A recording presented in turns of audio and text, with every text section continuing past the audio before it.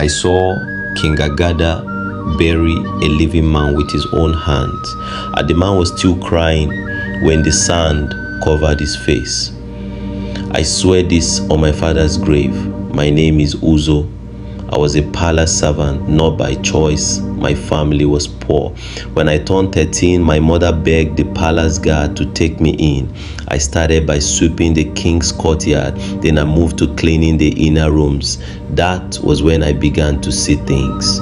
King Agada looked like a normal man, tall, calm, always smiling, but his smile never touched his eyes, and he didn't blink much. People feared him, but they pretended to love him.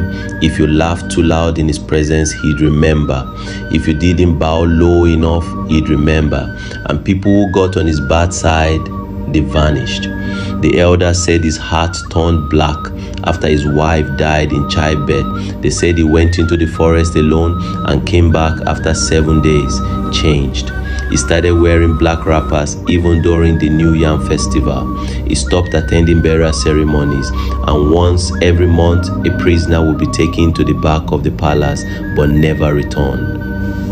One night, I was sent to clean the room near the king's private hut, the one they called the devil's room. No one liked going near it, but I was young and foolish.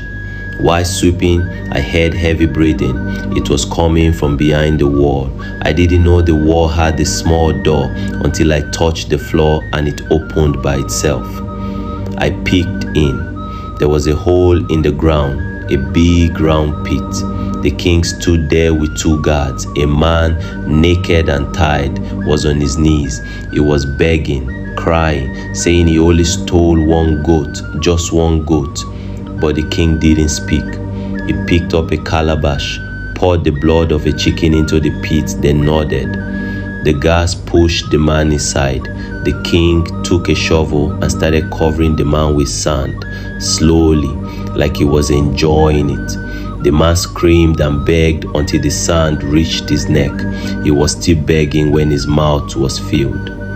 I couldn't scream. My body froze. I backed away and ran. The next day, I told Chief Oko, one of the palace elders. I thought he would help. Instead, he looked me in the eye and said, "You did not see what you saw. If you want to leave, forget it." So I forgot it. I acted normal, I did my duties, I kept my head down. But from that day, I noticed something strange. Every full moon, King Agada would disappear for hours, and the soil around the pit would be freshly dug. I left the palace after 2 more moons. My mother said I came back with silence in my eyes. They say King Agada died peacefully in his sleep, but I know the truth. I saw the hands come out of the ground the night before he died. The same pit, the same place.